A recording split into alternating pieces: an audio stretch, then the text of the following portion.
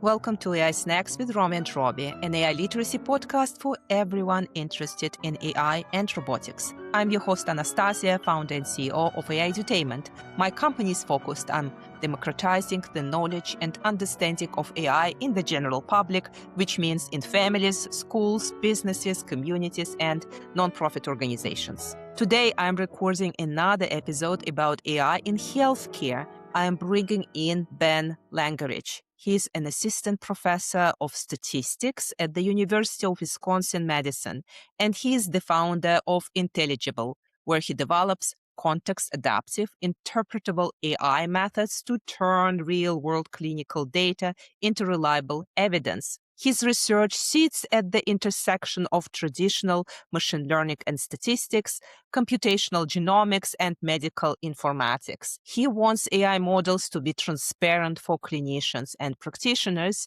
Before joining the University of Wisconsin-Madison, he was a postdoc and an Alana Fellow at MIT and the Broad Institute. He has a PhD in computer science and a degree in machine learning from Carnegie Mellon. Ben is an educator, but he's a practitioner and he works with medical providers, helping them with interpretability of clinical data. So today we are discussing the concept of GAMs, those modular components enabling context-adaptive and interpretable data.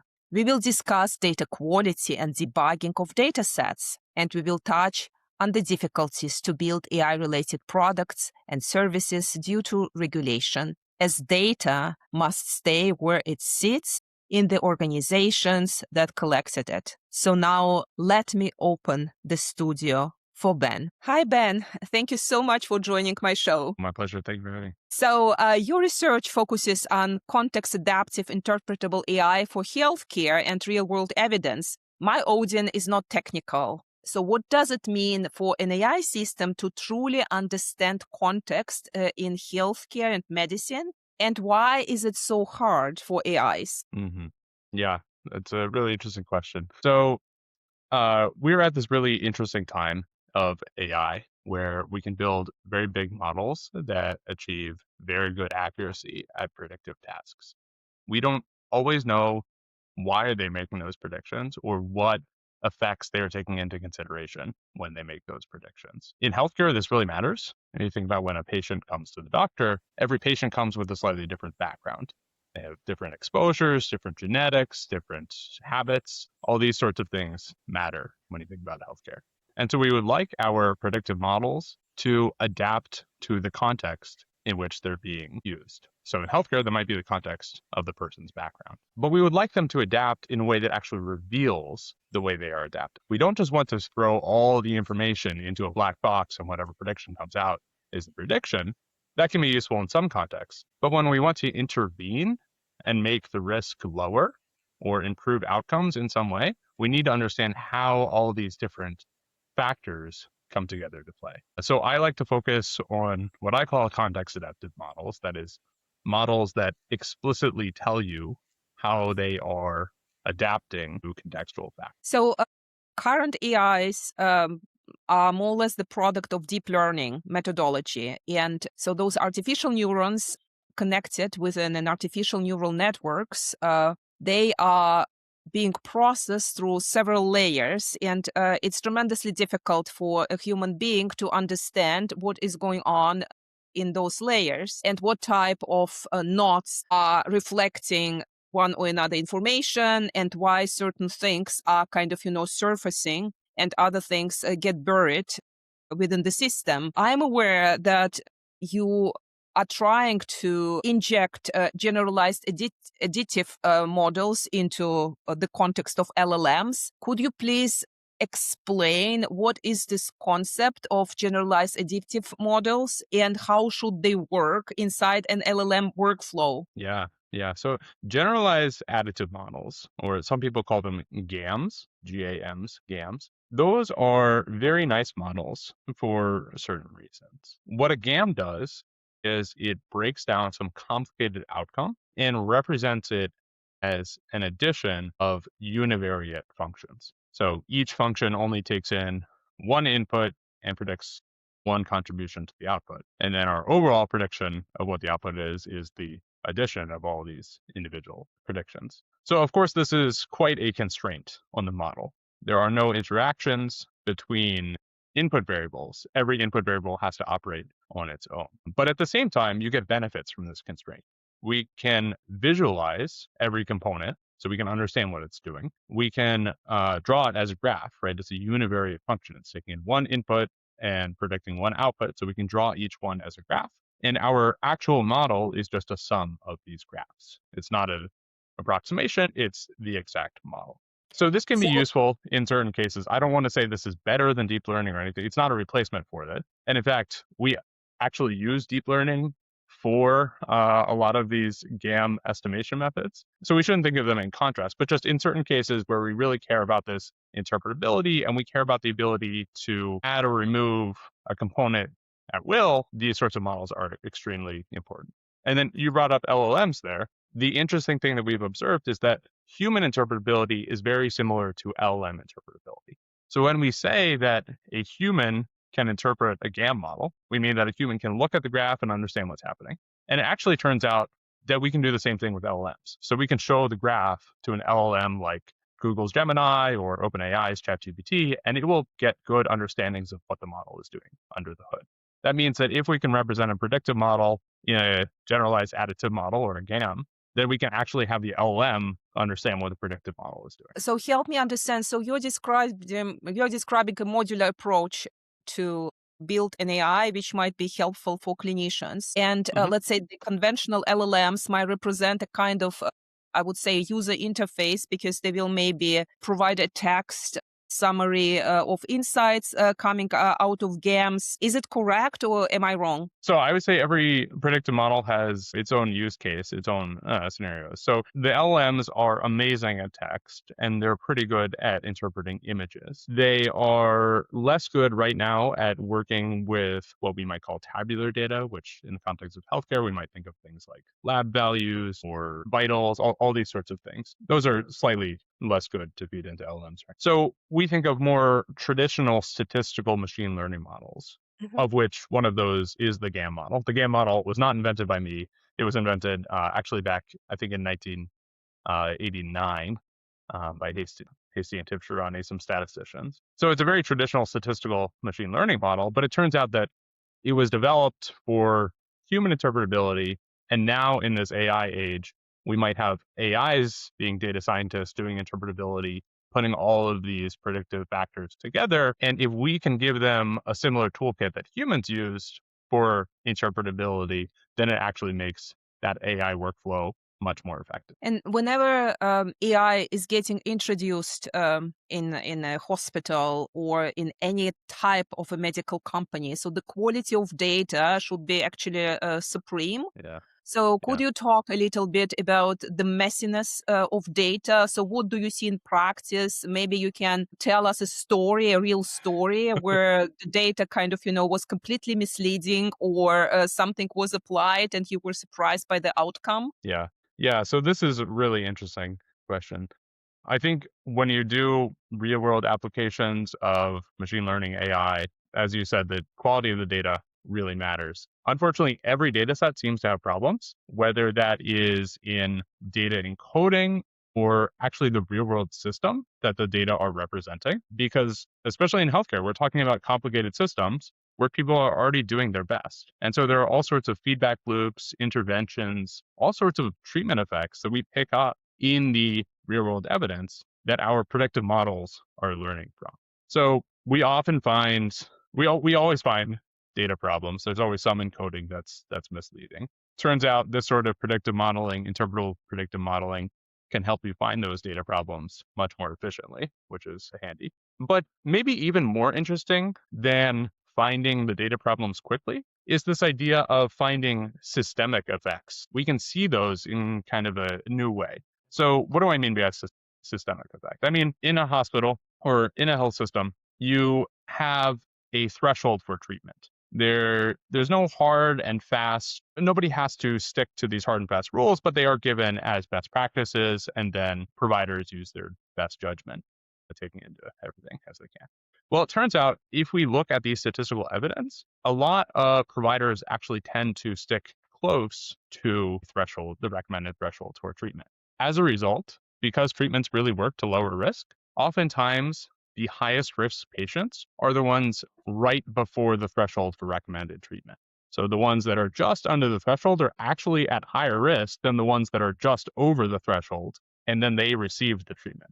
And that turns out that's a positive. That means our treatments are really working. But it's also a downside. It means that there's a group of patients that we could be doing better with, but because they didn't quite reach the threshold for treatment, we're not currently giving them this extra treatment. And so if we just blindly train a predictive model to reproduce outcomes from real world evidence, that predictive model will learn all of these bad effects, all of these surprises, all of these trade-offs that we've made to make modern medicine work. We want it to reveal those and lead us to something better and help us get the next step. We don't just want to reproduce what's going on. And could you please explain what does it mean to debug a data set? Yeah. So this is very related to what I was just talking about there. So when we build a predictive model and it tells us the risk of some outcome, if all of those risk factors make sense, then maybe we can say, this data set makes sense. But in practice, data sets never really look like that the first time. They're drawing from real world data. They're drawing from actual observations. And data pipelines are always changing. So there's always something that is the meaning of which can be changing. What we often see are things like encoding errors, where you have a duplicate of a categorical variable and it's been encoded multiple ways. And now predictive models might be handling those differently, but they should represent the same thing. There's also a very interesting case also in medicine, this occurs a lot in medicine, of missing values. So missing values is a very important topic in a lot of statistics and machine learning. And oftentimes we make the assumption that values are missing at random. That is, we went out to the world and we collected things, and maybe we didn't collect all the data points, but we uniformly randomly sampled data. Well, it turns out in real world data, that's not true. That assumption is not true. Data points are not missing at random. They are missing for specific reasons. And in medicine, you can think about lab tests. We order a lab test because we think it's going to mean something. So they are certainly not missing at random. And doing dataset debugging can show us where are these missing values, what are they indicating about the system, and should we trust the predictive model that got trained on this data set? Actually, it makes me think that everything in life could be modeled in one or another way, but it will just represent a certain sample or a certain view, which might not be truly truthful, So the question is always, what is the truth and what do you believe? And how do you set the parameters to explore one or another hypothesis? And in this context, have you seen something which was completely surprising for you? So you had kind of, your set of hypotheses, and then you looked into your model and then, gosh, why is this like that or like that? Yeah. So there's this one classic example that is in pneumonia, trying to predict a risk of in-hospital mortality of patients hospitalized with pneumonia. And in that data set, there were about 46 predictive features, one of which was, did the patient come to the hospital with a history of asthma? Did they already have asthma? And you would think asthma is a lung disease, and pneumonia is a lung disease, a respiratory disease. So these should probably make each other worse and increase risk of mortality. But the real world evidence says, actually, no, asthma seems to be good for you if you also have pneumonia. It lowers your risk of mortality. And so that's surprising. But if we think about it, it can make some sense, right? Maybe there's some complicated biological effect that we just don't know of yet, and we'll discover that later. But a simpler explanation would be that people who know they have asthma take lung diseases very seriously, and they go to the hospital quicker when they have pneumonia. And then if you show up at the hospital with pneumonia and you also have a history of asthma, maybe the providers also take it more seriously and admit you more quickly. So therefore, the patients who are in the hospital with asthma and pneumonia end up having a less severe form of pneumonia, and hence their real world risk is lower. So this is, like you're saying, you can model anything in the world, but it's a question of what are you modeling, right? Is the phenomenon that you're learning actually the phenomenon that you care about? Do we want to bake in this real world predictive risk that people with a comorbidity might have lower risk given that they get hospitalized. In some cases, it makes sense to have our model learn that because that is a real world effect. It's not noise in our data. It's a real world effect that's robust. But in other cases, it may not lead us towards biological causality. So we want to remove it from our model. And this is exactly your point. You have to decide what you want to be modeling and what the purpose of your model is before you can say if it's a good. I mean, the beauty and at the same time, the scary part of medicine is that every single point in your model is actually a real person and a real life. Mm-hmm. For example, if I'm kind of, trying to finish the unfinished symphony of Schubert with AI, okay, so I would generate some synthetic data. I would play with contemporary work from the times of Schubert, and well, I will have a certain outcome, but I will not hurt anyone. So, Mm-hmm. in the case of healthcare and medicine, those are tremendously important decisions that statisticians and doctors are taking whenever they work with another technology and with a new technology. So I understand that you are keeping one foot in practical medicine while still doing research and leading your own lab. So what is a responsible AI in medicine for you, and how do you predict how those models will leave the lab and enter hospitals and healthcare system in the future? Yeah. Yeah. Very interesting question. So just to be clear to our audience here, I am not a clinician. I don't practice medicine, but I do get to see it as, from the AI standpoint of how do we deploy good models and how do we measure it. Very interesting data sets. So yes, exactly to your point. Medicine is dealing with real world people. That means maybe there are randomized controlled trials going on, but we can't always run those. And especially we can't run those if we already have a treatment that works. We know this treatment works. It's very difficult to design experimental procedures to change it because you never want to withhold a good treatment from folks. So that means what I find very interesting are all these questions of how do we learn from real world evidence. That's why I'm so interested in real world evidence, because then we get to look at what's already happened, what is ongoing, and try to mine patterns from it. And this importance of individual patients is certainly true. We think that, a very motivating thing about how do we build models that can help everyone and improve outcomes uniformly. I always wonder in medicine, it's always a product of a certain point in time of civilization development. And of course, what was considered probably the avant garde of medicine 20 years ago is more or less dusty today. Certain things are eternal, but certain things come and go. But there are some historical developments which are still shaping how we treat patients these days. So half of my audience are women and girls. And there's a lot of talk of this gender gap in medicine because certain medications were developed on cohorts of male probants. Those probants were young, so sometimes those were college students who engaged in tests. Women are, to my knowledge, still dying from coronary diseases because the dosage and the medication was not tested properly on them, not because of some evilness, but just how those studies were designed. So are you seeing how those historical data is still impacting the quality of models? And how do you think AI might improve or might not improve the best outcomes for today patients, considering all men and women, girls and boys? Yes. Yeah. Very important question. Yeah. So predictive models are very good at learning what the current state of the art is and then applying it more uniformly through AI applications. In some cases, that can be very beneficial. But in other cases, if the standard of practice is optimized for one group and not the other, just making that a more uniform standard of practice might not actually help the other group. From my own perspective, this is one reason why I am actually very interested in the context adaptive models that we talked about a little bit ago.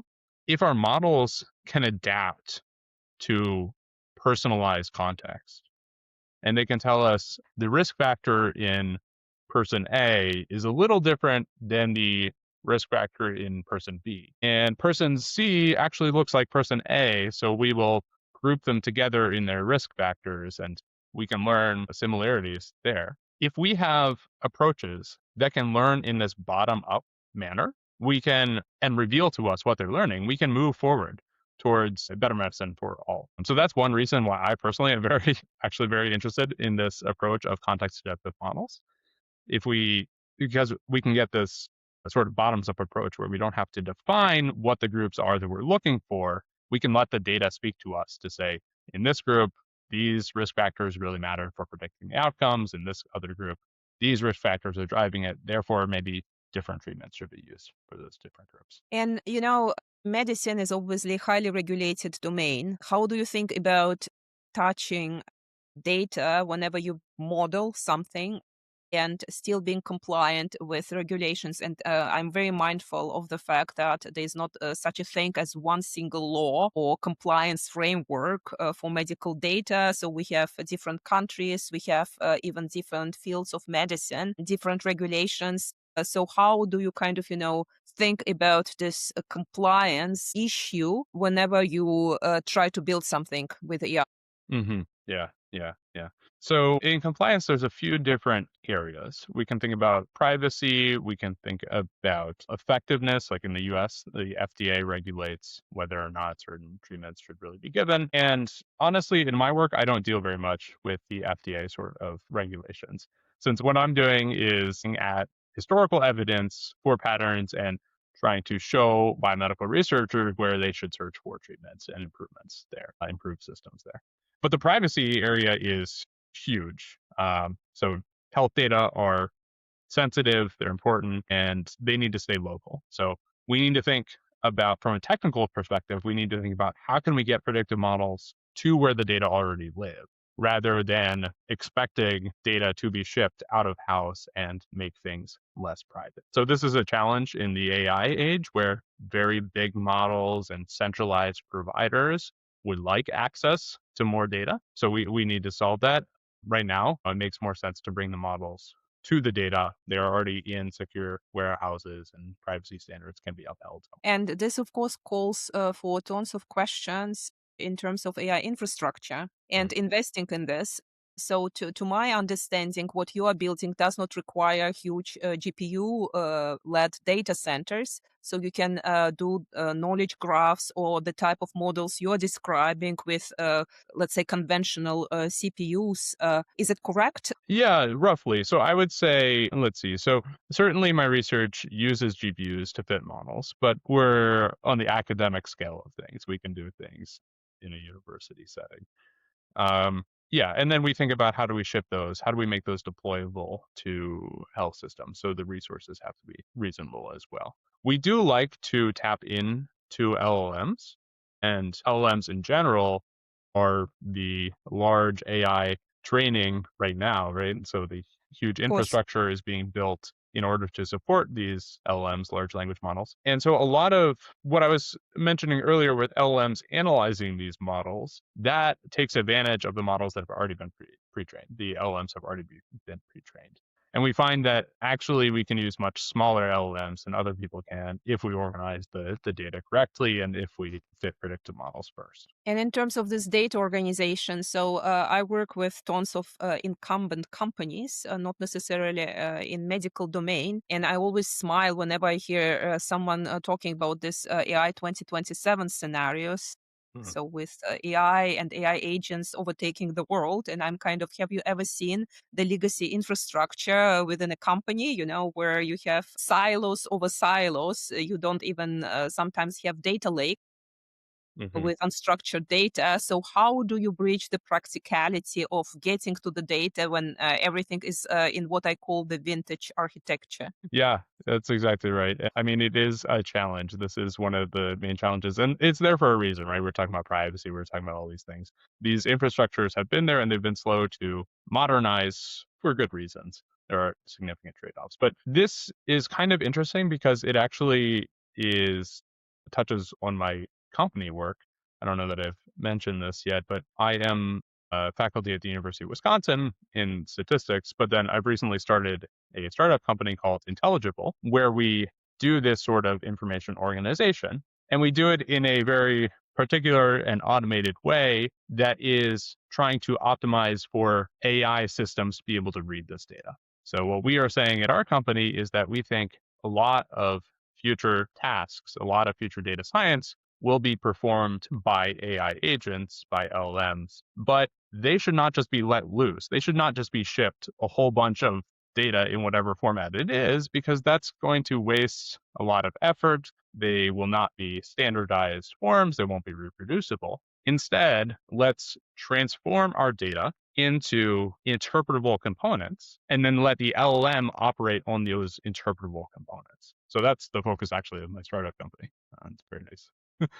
Of course. I mean, Tangent. it sounds like it could be applied not just to the cases of hospitals and medical facilities. It's something which is a craving of every single incumbent industry. So Exactly. congratulations on your work. I'm kind of thinking about the power of innovation and bringing AI out of the necessity. And I'm thinking now about the deployment of AI in healthcare systems across China. And sometimes, of course, there's this centralized governance.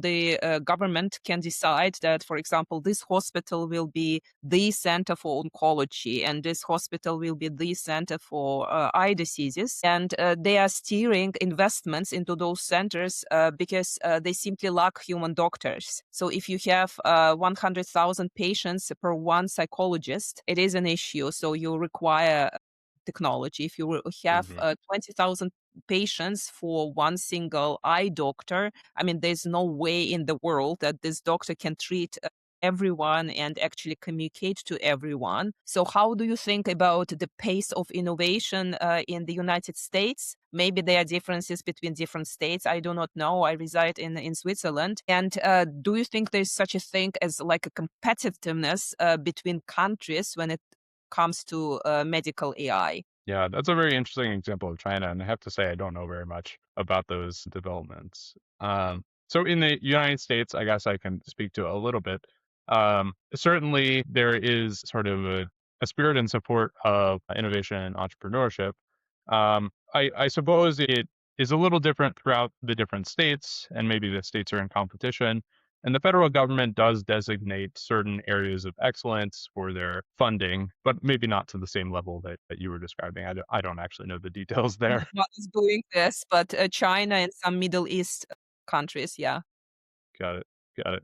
Yeah, yeah. I think it's an interesting opportunity. I don't know that I know very much about this actually, about the incentive structure. Oh, no, it doesn't matter. But I was just curious because you have quite a practical area to focus on, which can be deployed really every single day across different countries and different systems. And I was curious whether you can sense competition from other providers from the countries, not Mm, just on the national level. But Ben, I'm interested. So you're still very young and you will have decades in front of you to innovate and to create new products, new services, to work with tons of doctors and hospitals. I'm wondering, AI is not new as a technology.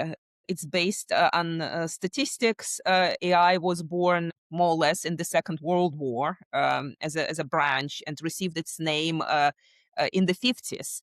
But when you think AI literacy in hospitals, in healthcare providers, and someone asks you, where should I start if I'm still kind of, new to the approach? I heard about AI. All I know is ChatGPT. Obviously, I won't put my medical data into the chatbot, but where should I start?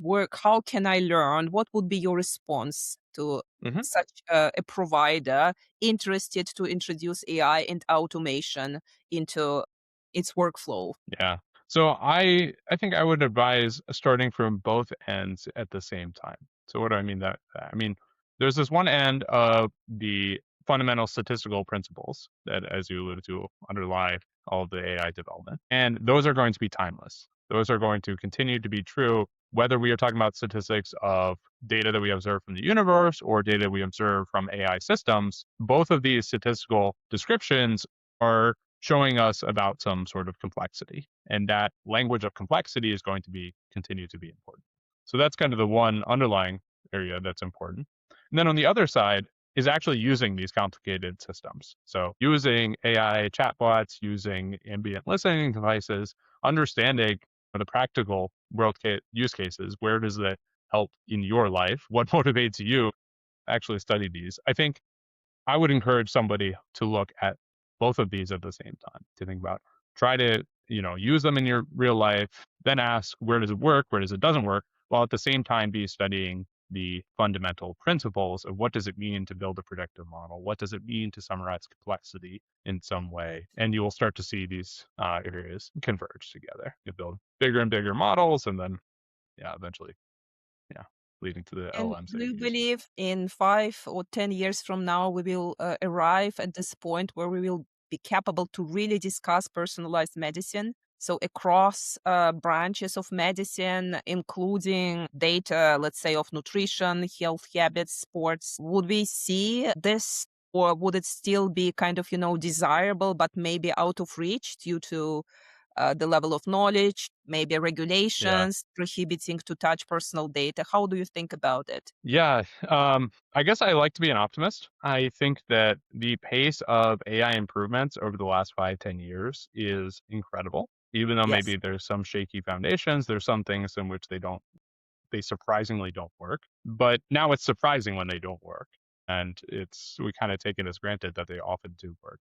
And 5, 10 years ago, that was not true. So I like to be an optimist and say, these are going to continue to impress us with their rate of change and and therefore whatever fixed measure performance that I put in front of them, these systems will probably exceed that in a quicker time than I expect. But they can't do anything without data. And I don't know the incentive system for centralizing all relevant health data. I think this might actually allude to sort of national philosophies or even industrial philosophies. And I know in the US, folks have been thinking and maybe even trying to centralize and standardize data for at least 30 years. And there are some ways that has worked, and there's standardized formats, and yet data are very scattered across all sorts of systems. So I would be very surprised if the incentive structure changed in the next 5, 10 years to make data so centralized and so available. And yet at the same time, I think these AI systems are probably going to have performance in 5 to 10 years that is only optimistic. And then imagine you are invited to give a testimony in front of the Congress, and they are asking you, why should we invest into AI in healthcare? So, what is the case? What would be your answer? And imagine 3 to 5 powerful arguments to actually underline the case that we have to have AI and automation. We need to invest into the domain, and we need to actually increase the domain expertise among the AI professionals. Mm-hmm. Mm-hmm. Yeah.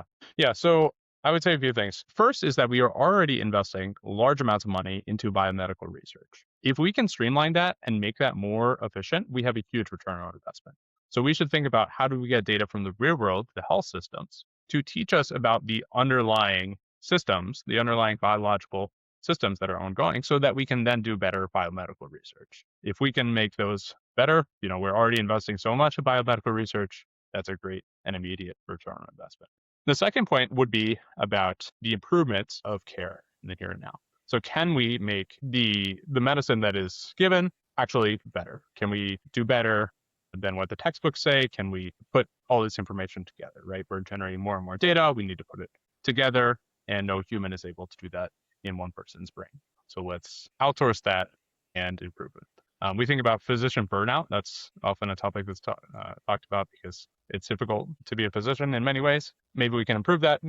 Physicians as a group, there's a lot of money that goes to pay providers and physicians. If we can improve their performance, that's good. The third argument that I would probably make would be about improvements and standardization. So we have all sorts of disparities. Have men, women, we have different demographics, different backgrounds. We have rural versus metropolitan. All these are very different behaviors with different resources available. Current AI is very good at leveling the playing field. Right? It can be more consistent than humans, and it can be even consistent in a sense where humans aren't available. Right? You can think about a rural hospital. There's no specialist available for this disease, but if you can tap it. So we would see immediate improvements in the consistency of care, and that would be measurable. And the federal government already has goals about disparities and improving those.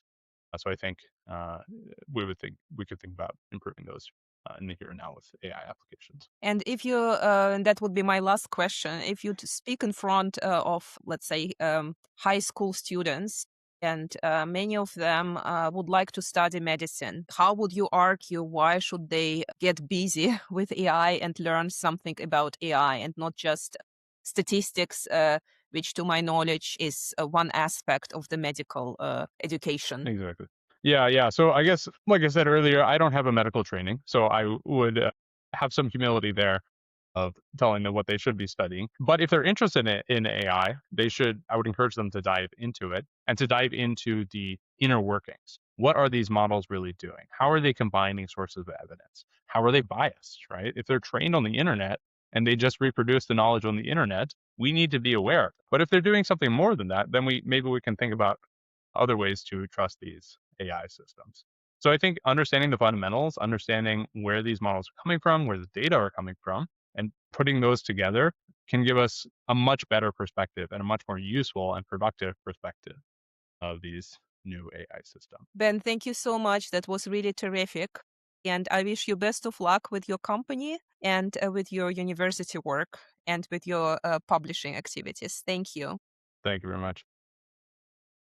And this concluded another episode of AI Snacks with Romy and Robbie, an AI literacy podcast. But this conversation does not stop here. Everything we do points in the same direction. The AI Snacks podcast, the AI Edutainment website, the Romy and Robbie book series for teenagers and their parents, my Instagram at Romy and Robbie, and my Stack all exist to help the general public understand AI, machine learning, and robotics in a grounded and practical way. It is my heart's desire to demystify AI, challenge the hype and fear-mongering, and make it easier for people and small and mid-sized businesses to actually implement AI with a clear eye on costs and real benefits. This is a core message I stand by. Ethical and beneficial AI is about mathematics, neuroscience, and engineering, not PowerPoint. It is about how models behave, how they are trained, and what they optimize for. It is not about nice-sounding slides. And I'm currently running a large AI literacy for all project, and the results will be shared at the House of Lords in the UK in October this year. If you are an educator, a company, or an organization interested in partnerships or content licensing, I am very open to collaborate. My company has just partnered with Girls in Quantum, an organization bringing quantum computing education to around 8,000 girls worldwide. We would love to build similar bridges with others. Thank you for listening to an AI Snack. If this resonated with you, share it with someone who's still on the fence about AI. And I will see you next week. Thank you.